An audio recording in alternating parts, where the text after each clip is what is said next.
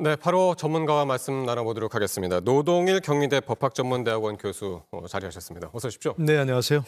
예, 지금 사실상 수용이라는 얘기를 계속 쓰고는 있는데 사실 박범계 장관은 수용이라는 단어는 쓰지 않았습니다. 그러면서 유감, 또 감찰 카드까지 꺼내 들었는데 말이죠. 어떻게 해석하셨습니까? 어제 박범계 장관의 얘기는 조금씩 이제 나눠봐야 할 것 같은데요. 네. 첫 번째가 이제 이 사건의 본질이 일단 그 모해 위증 또는 모해 위증 교사를 한 사람들 기소할 수 있냐 아니겠습니까? 네. 그거는 어젯밤으로 이제 공소시효가 만료돼 버렸으니까 박범계 장관으로서는 수용하지 않을 수 없는 상황이 된 거죠. 예. 유감이더라도 그게 돼 버렸고요.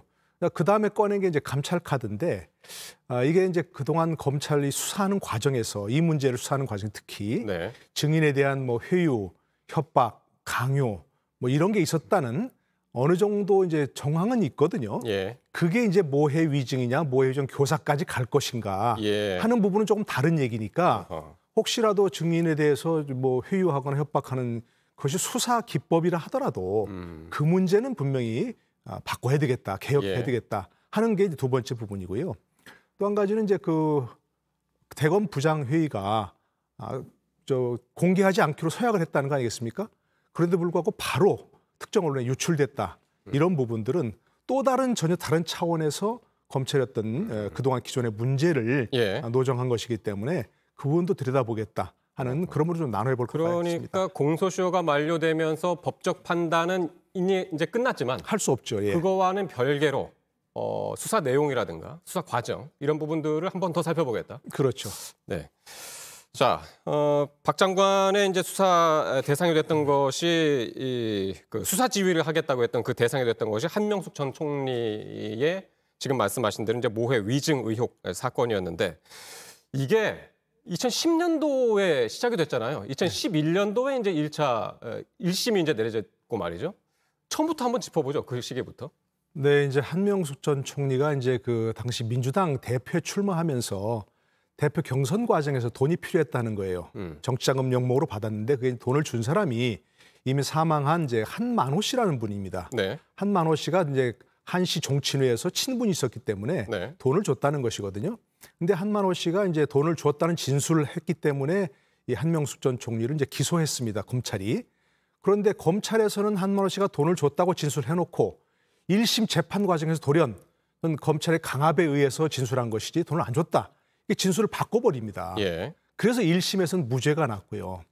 근데 2심에서는 유죄가 나고 3심에서는 최종 대법원에서까지 유죄가 확정됐습니다. 예. 그것이 이제 지금 현재 문제가 되는 부분 중에 하나가 한만호 씨가 진술을 바꾸니까 네. 검찰이 당황했을 거 아닙니까? 예. 자기들 검찰에서는 돈 줬다고 증언해놓고. 그러니까 이제 한만호 씨의 진술을 탄핵하기 위해서 전문용 탄핵이라고 하는데요. 한만호 씨가 거짓말을 하고 있다. 이렇게 하기 위해서 한만호 씨와 같이 감방에 교도소에 재소하던 감방 동료들을 불러내가지고 증언을 하라 그랬다는 겁니다. 그런데 그 사람들의 증언이 뭐냐면 한만호 씨가 자신들과 교도소 같은 방에 있을 때 한 전 총리가 돈을 줬다고 하더라. 예. 그리고 또 진술을 바꾸겠다고 하더라. 예. 이렇게 진술을 하라고 이제 한 겁니다. 예. 그게 이제 위증이 되었고 검찰이 강요했기 때문에 위증 강요가 되었고 그렇다는 지금 얘기입니다. 이제 화면으로도 나오는데 당시에 이게 비망록도 지금 등장을 했었어요. 근데 그게 그 당시에 우리는 비망록에 대해서 알지 못했지만 지난해에 비망록이 한 언론사에서 이제 공개가 되지 않았습니까? 네, 그렇죠. 그러면서 이제 한명숙 전 사건 당시 1심 재판에서 그 한만호 씨의 비망록이 있었다라는 것을 우리는 이제 알게 됐었고요. 네.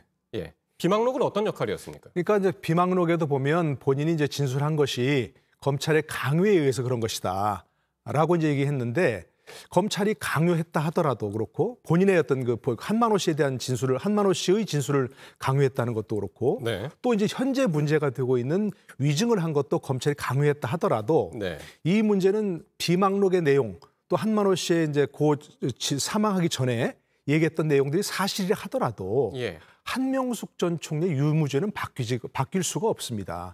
왜냐하면 한명숙 전 총리의 재판에서 결정적으로 문제가 된 것은 한만호 씨 측이 발행한 수표가 예. 한명숙 전 총리 측에 전달됐다는 것이 발견됐고요. 예. 그것이 또 한명숙 전 총리의 동생의 전세 자금을 쓰였다 알겠습니다. 하는 것이 밝혀졌기 때문에 위증이 문제가 되더라도 예. 한명숙 전 총리의 유무죄는 영향을 미치지 않는 거죠. 예. 그러니까 지금 이제 2심 항소심 이후로 지금 넘어가셨는데 1심을 잠깐만 더 살펴보면은 당시에 한만호 전 대표가 이미 구속 상태였고 70여 차례 검찰에 불려다니면서 조사를 받았는데 실제로 조서가 남은 거는 10차례 정도밖에 안 됐다는 거죠. 이것도 당시에 이후에 문제가 됐었습니다.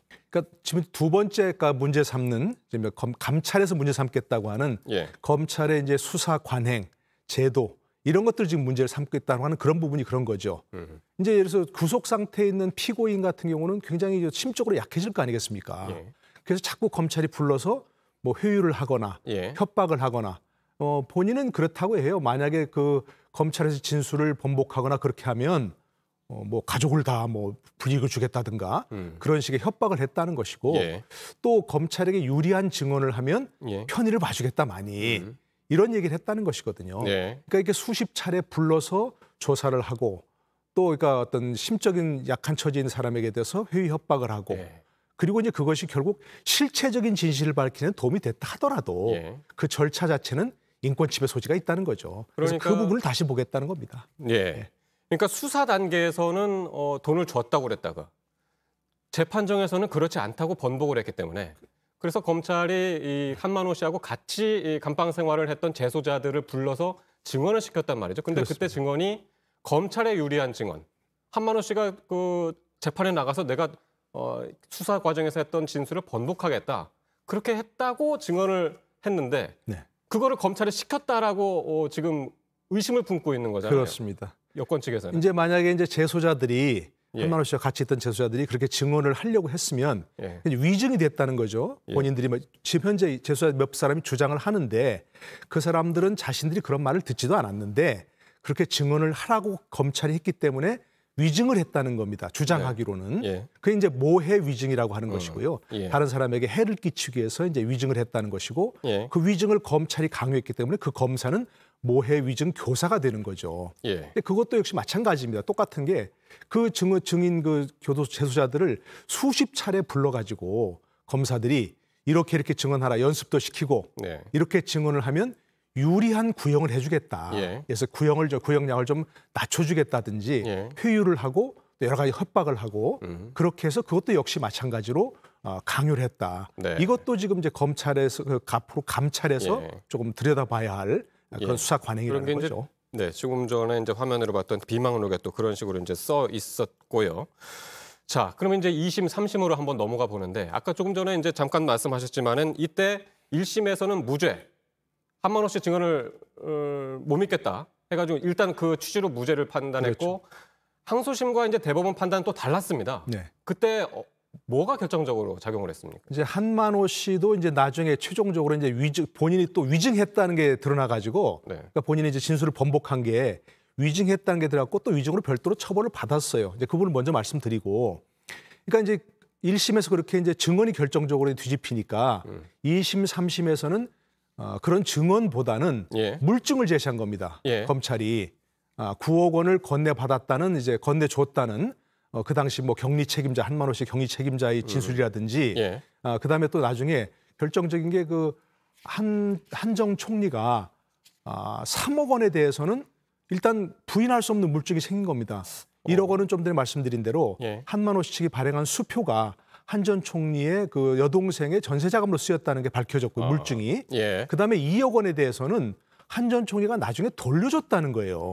돈을 받았는데. 예. 근데 돈을 뇌물죄라는 것은 돈을 받는 순간 성립이 돼버리고 예. 돌려줬다 하더라도 뇌물죄 성립에는 영향이 없습니다. 예. 그러니까 하여튼 3억 원에 대해서는 2심도 그렇고 3심도 그렇고 3심에서 대부분 전원 합의체까지 갔거든요. 예. 그만큼 중요한 사건이기 때문에. 근데 전원 합의체에서 대법관들 13명이 전원이 다 그 3억 원에 대해서는 이의 없이 위조로 인정하게 됐습니다. 그러니까 네. 2심, 3심에서는 증언보다는 물증이 결정적 역할을 한 거죠. 그렇군요. 예. 1심에서는 증언, 2, 3심에서는 이제 물증이 제시가 되면서 판단이 이제 달라졌던 거고.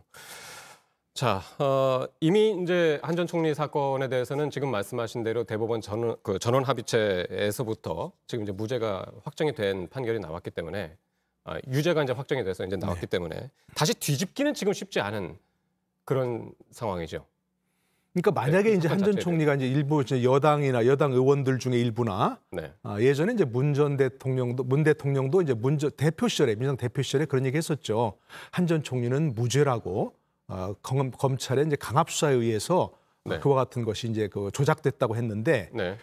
대법원 전원 참배체까지 판결까지 나왔으니까 네. 이걸 이제 무죄라고 하려면 과거에 제시됐던 물증이 사실이 아니라는 걸 밝혀야 되는데 그건 이제 가능하지 않은 상황이죠. 네. 네. 그러니까 지금 이제 그 계속해서 절차상 문제, 특히 증인들에 대한 모해 위증 교사 문제를 삼는 것은 네. 한 전 총리의 무죄를 얻어내기 위한 절차라기보다는 네. 한 전 총리가 이와 같이 검찰의 강압적 수사, 무리한 수사에 의해서 유죄 판결을 받았다 하는 그걸 부각시켜서 한 전 총리의 어떤 뭐 결백까지는 아니어도 한 전 총리가 억울한 일을 당했다 하는 쪽으로 좀 해서 뭐 사면 안 되면 복권이라도 시킬 수 있는 그런 어떤 명분을 삼을 수 있을까 하는 쪽으로 지금 움직이고 있다는 분석이 나오고 있는 거죠. 예. 어쨌든 뭐 한명숙 전 총리 사건은 법적 판단은 마무리됐지만은 계속해서 박범계 장관이 이제 감찰 카드를 꺼내 들었기 때문에 앞으로는 이제 법무부하고 대검 그리고 정치적인 공방 이거는 아직까지 마무리됐다고는 할 수가 없겠네요. 계속될 상황이죠. 네. 이제 아까 말씀드린 검찰의 그런 무리한 수사 관행은 네. 비단 이 사건뿐만이 아니고 사실 있었던 그런 부분들이 여러 차례. 네. 그러니까 이 감찰을 통해서든 어쨌든 분명히 개혁해야 할 그런 과제가 되고 있는 거죠. 네. 알겠습니다. 오늘 말씀 여기까지 듣도록 하겠습니다. 노동일 경희대 법학전문대학원 교수였습니다. 고맙습니다. 네, 고맙습니다.